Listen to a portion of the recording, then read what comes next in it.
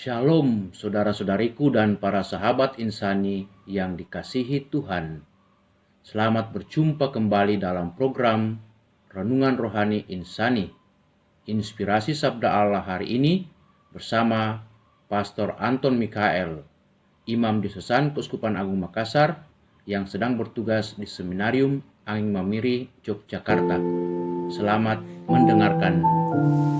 Shalom saudara-saudara yang terkasih, salam jumpa dalam Inspirasi Sabda Allah hari ini, Sabtu 21 November, pada peringatan wajib Santa Perawan Maria dipersembahkan kepada Allah. Mari kita memulai dengan berdoa. Dalam nama Bapa dan Putra dan Roh Kudus. Amin. Bapa yang Maha Baik, terima kasih untuk berkat-Mu hingga saat ini. Kini bukalah hati dan pikiran kami. Semoga sabda-Mu hari ini menginspirasi perjalanan hidup iman kami. Demi Kristus Tuhan dan Juru Selamat kami. Amin. Sabda Tuhan yang akan kita renungkan dari Injil Lukas bab 20 ayat 27 sampai 40. Pada suatu ketika datanglah kepada Yesus beberapa orang Saduki yang tidak mengakui adanya kebangkitan. Mereka bertanya kepada Yesus, "Guru, Musa menulis untuk kita perintah ini. Jika seorang mempunyai saudara laki-laki mati, meninggalkan istri tetapi tidak meninggalkan anak, maka saudaranya harus kawin dengan wanita itu dan membangkitkan keturunan bagi saudaranya.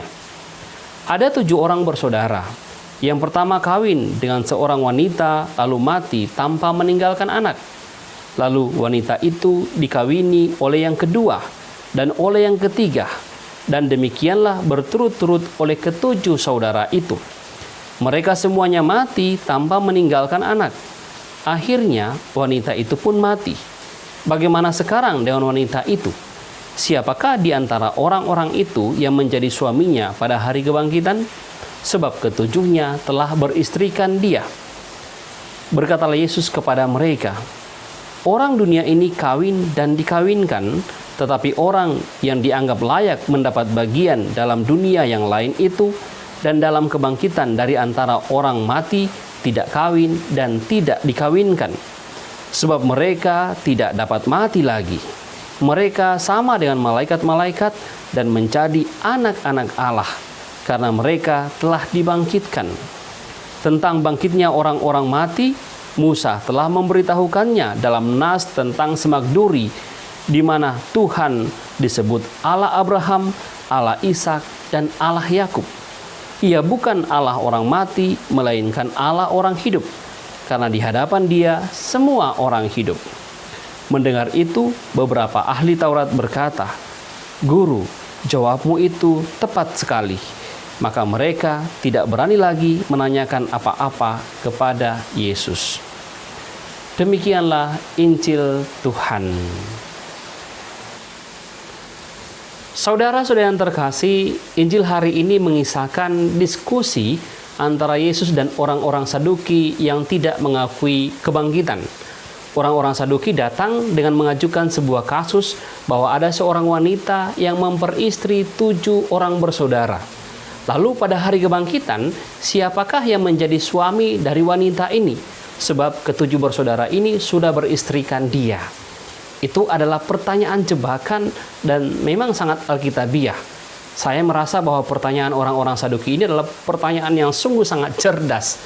Namun saudara-saudara yang terkasih, sekali lagi Yesus menampilkan sebuah kebijaksanaan yang membuat orang-orang Saduki ini tidak bisa berkata-kata lagi. Jawaban Yesus sangat bijaksana. Yesus mengatakan ada perbedaan antara dunia sekarang dan dunia yang akan datang. Perbedaan itu terletak pada keadaan dan situasinya. Keadaan dunia yang akan datang adalah kekal, abadi, tidak ada lagi orang mati. Sedangkan situasinya berbeda dengan situasi sekarang ini. Kalau dunia sekarang ini orang dibatasi dengan peristiwa-peristiwa hidup, dunia akan datang tidak lagi dibatasi. Bahkan peristiwa kawin dan tidak kawin itu tidak perlu lagi pada dunia yang akan datang. Hal inilah yang membuat orang-orang Saduki tidak bisa berkata-kata lagi terhadap jawaban Yesus ini.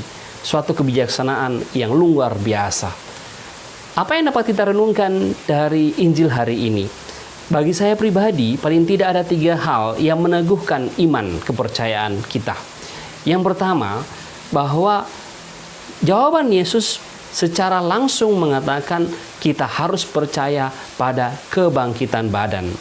Syahadat iman kita yang selalu kita kumandangkan itu juga menuliskan dan juga diucapkan, aku percaya akan kebangkitan badan dan kehidupan yang kekal. Yesus menjadi buah sulung dari kebangkitan. Harapannya kita umat yang percaya saatnya nanti juga dibangkitkan dengan badan kita dan bergabung dalam keluarga kudus Allah itu. Itu yang pertama. Yang kedua, jawaban Yesus ini mau mengatakan kepada kita bahwa orientasi kita sebagai umat beriman adalah orientasi dunia yang akan datang. Di dunia ini kita hidup dalam berbagai aturan, berbagai godaan, dan juga berbagai tantangan. Tapi jangan sampai godaan tantangan itu jangan sampai mengikat kita. Orientasi kita adalah orientasi kehidup yang kekal. Maka tindakan kita yang kita harus perjuangkan adalah bagaimana kita tidak terikat pada benda-benda duniawi, tetapi kita lebih terikat dan memusatkan perhatian pada dunia yang akan datang. Dan yang ketiga, kita mendapat status baru sebagai anak-anak Allah, ahli waris keselamatan. Maka apa yang kita tampilkan di dunia ini adalah bagaimana saya dan Anda menampilkan diri sebagai anak-anak Allah, menjadi garam dan terang dunia yang memberikan rasa kepada orang yang di sekitar kita, menjadi orang-orang yang menunjukkan perilaku sebagai anak-anak yang terberkati, memberikan dunia sesuatu tindakan kebaikan yang dapat dicontoh oleh orang lain sehingga orang kemudian sampai pada pengenalan akan sembahan kita. Itulah yang kita buat, menjadi anak-anak terang yang membuat orang lain dapat menemukan jalan sampai kepada dunia yang akan datang itu. Dan semoga kita semua, saya dan Anda, senantiasa dibantu Tuhan untuk menjadi anak Allah yang orientasi hidupnya adalah dunia yang akan datang. Semoga demikian.